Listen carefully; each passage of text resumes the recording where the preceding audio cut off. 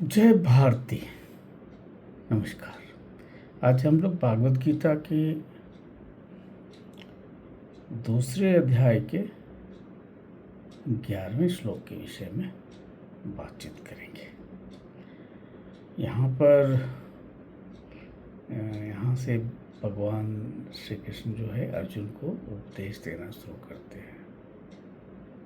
तो ये बहुत ही महत्वपूर्ण श्लोक है।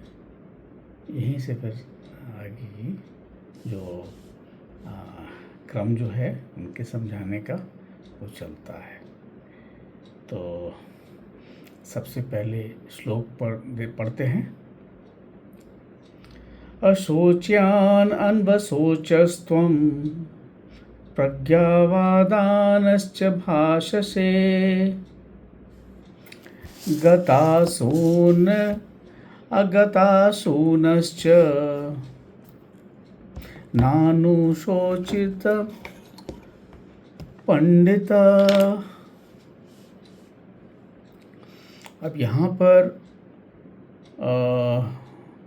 भगवान श्री कृष्ण जो हैं वो अर्जुन को कह रहे हैं, तू न शोक करने योग्य मनुष्य के लिए शोक करता है और पंडितों के से वचन को कहता है, परंतु जिनके प्राण चले गए हैं उनके लिए और जिनके प्राण नहीं गए उनके लिए भी पंडित जन शोक नहीं करते। तो यहाँ पर कविता पढ़ते हैं।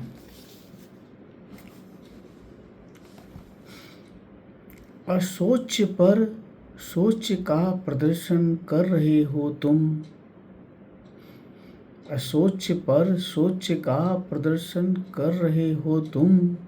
श्री भगवान कहने लगे, पंडितों भांति संवाद कर रहे हो तुम। प्राण रहित या सप्राण बांधव सब ब्रह्म है। प्राण रहित या सप्राण बांधव सब ब्रह्म है। पंडित शोक पर शोक नहीं करते, यह क्या कर रहे हो तुम। तो इसको समझने के लिए यहाँ से कि भगवान जो कह रहे हैं कि जो तुम शोक कर रहे हो वो विद्या नहीं है, वो अज्ञानता है, अविद्या है। अतः आत्मा के लिए शोक नहीं करना है,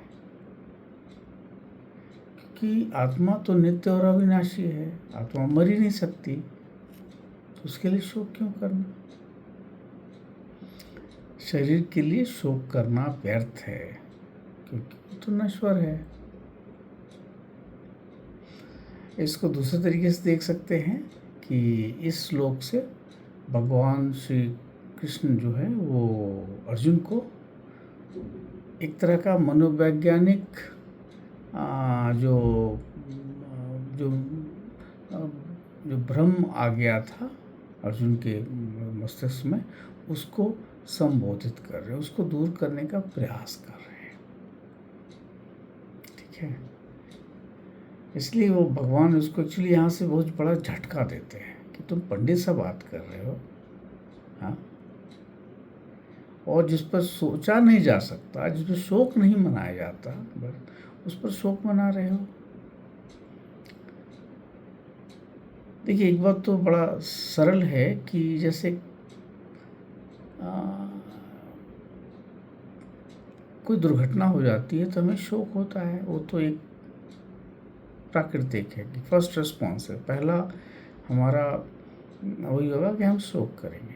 पर शोक पर शोक मनाना ये ज्ञानियों का काम नहीं है। कि एक बार दुख हो गया, ठीक है, उस दुख पे फिर दुख मनाना, दुख पे दुख, शोक पे शोक नहीं। तो भगवान कह रहे हैं असोच पे सोच, जिस पर कोई दुख मनाने की आवश्यकता नहीं, उस पर तुम दुख मना रहे हो। एक बहुत बड़ा झटका है अर्जुन के लिए, और उसको डांटते भी हैं कि तुम तो बड़े दार्शनिक, बड़े पंडित सा बात कर रहे हो, है ना।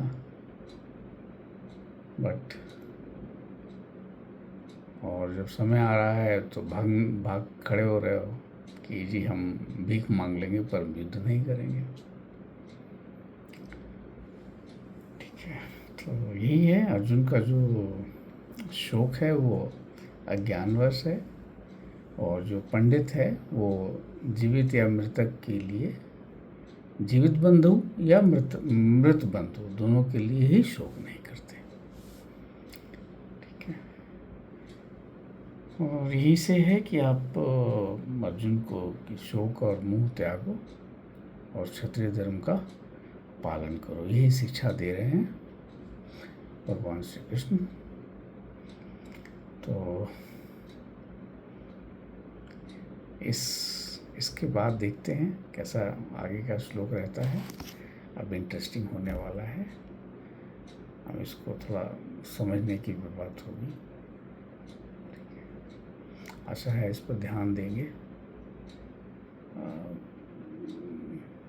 और मतलब आप इसको मनन करेंगे बार बार, कैसा क्यों बोल रहे हैं